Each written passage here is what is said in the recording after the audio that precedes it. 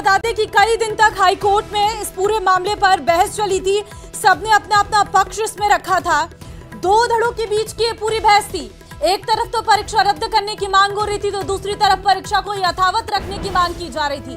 अभी बड़ी खबर ये निकलकर सामने आई है कि एसआई भर्ती 2021 परीक्षा को रद्द कर दिया गया है। हाई कोर्ट ने ये बड़ा फैसला सुनाया है। राजस्थान हाई कोर्ट ने बड़ी खबर इस वक्त आपको दे रहे हैं। एसआई भर्ती 2021 परीक्षा, जिसमें सबसे बड़ा घोटाला माना जा रहा है और इसमें अभी तक कई गिरफ्तारियां बड़ी हो चुकी हैं और अब इस परीक्षा को रद्द कर दिया गया है। बड़ी जानकारी इस वक्त आपको हम दे रहे हैं। बड़ी परीक्षा, लेकिन परीक्षा का परिणाम जिस तरह से सामने आया था और इसमें अभी तक जितनी गिरफ्तारियां हुई थी, उस पूरे मामले पर यह बड़ी खबर है कि एसआई भर्ती परीक्षा रद्द कर दी गई है। देखिए, इस पूरे मामले पर हाई कोर्ट में 7 तारीख तक जो है लगातार सुनवाई चली थी और इस बीच जो डिसीजन है वो पेंडिंग रखा गया था और आज ये जानकारी निकलकर सामने आई है। राजस्थान का सबसे हाई प्रोफाइल केस। हितेंद्र संवाददाता फोन लाइन पे इस वक्त हमारे साथ है। हितेंद्र, बड़ा फैसला, भर्ती परीक्षा को रद्द कर दिया गया है।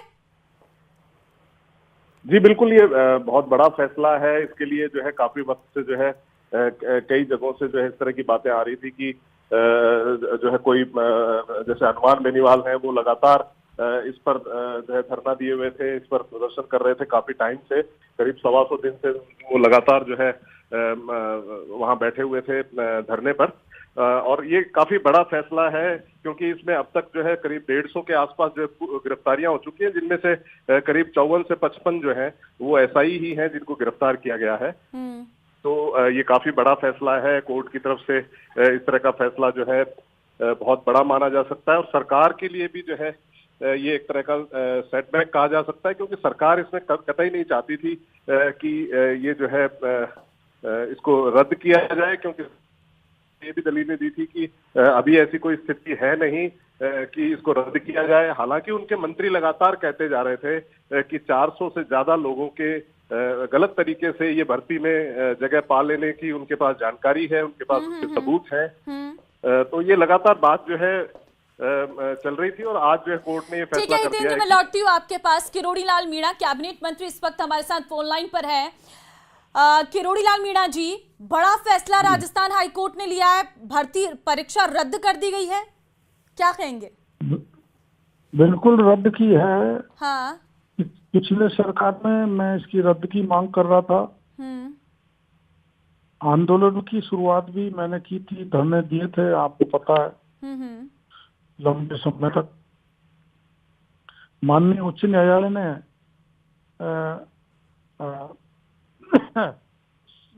जो है फैसला किया है वो स्वागत योग्य है। यह सत्य की जीत है, संघर्ष की जीत है। लेकिन मीणा जी, सरकार ने तो कहा था भर्ती परीक्षा रद्द नहीं होगी क्योंकि इसमें सैकड़ों अभ्यर्थी ईमानदारी से मेहनत करके चयनित हुए हैं। सरकार को भी झटका लगा है। इसमें झटका वाली कोई बात नहीं है।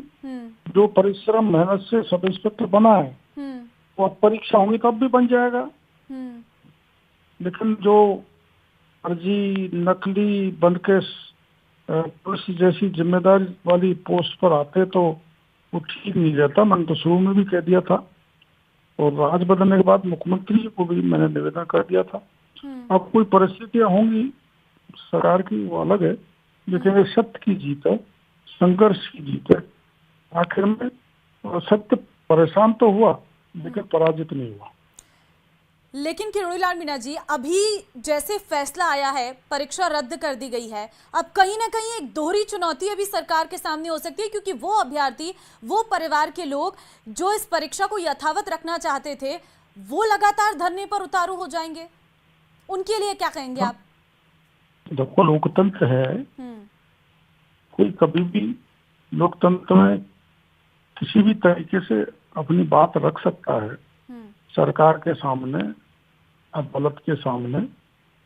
और जो बात से जो परिश्रमी बच्चे चयनित हुए और उन पर विपरीत असर पड़ेगा, लेकिन जो परिश्रमी है वो कभी नहीं रुकने वाला। अब भी परीक्षा होंगी तो बिल्कुल पास होंगे, हकदार बनेंगे। लेकिन 2021 कम से से लेकर कम इस 2025 फैसले आ से गया है, बहुत लंबे समय कम तक से ट्रेनिंग चली है। कम से कम इस फैसले पर जो मेरी सूचना है उसके हिसाब से 500 नकली फर्जी थानेदार आउट हो गए। ये ठीक है, लेकिन उनका क्या जो मेहनत के साथ आए थे, और क्योंकि 2021 से लेकर आज 2025 हो गया है, बहुत लंबा समय ट्रेनिंग चली इतने लंबे समय तक। ये बात तो सही है, कहीं कहीं ये जो देरी हुई है उसका नुकसान तो उठाना ही पड़ेगा। तो कई बार ऐसी स्थिति बन जाती है, वो ऐसी बननी नहीं चाहिए थी, कहीं कहीं लापरवाही रही है। लेकिन कोर्ट ने आपको क्या लगता है किन बिंदुओं पर फैसला दिया होगा? तो कोर्ट के बारे में मैं कमेंट नहीं कर सकता, कोर्ट लोगों पर ही है। वो जो फैसला दिया है वो सबको मानना पड़ता है, अदालत का फैसला। मतलब आप खुश हैं कि परीक्षा रद्द हो गई है, एक जीत हुई है? मैं तो हर हाल में खुश रहता हूँ। लेकिन उन अभ्यर्थियों को जरूर यहाँ पर निराशा लगेगी, उनके लिए क्या कहेंगे आप? नहीं, उनके लिए कहेंगे क्या, उनके लिए मैं तो यही कहूँगा कि ये ना हार है ना जीत है, इसमें निराश नहीं होना चाहिए। फिर बड़े विश्वास के साथ परिश्रम की पराकाष्ठा करके फिर परीक्षा दें, फिर थानेदार बनोगे, कौन रोक सकता है। हम बहुत चुनाव हारे हैं, लेकिन हार से निराश नहीं हुए।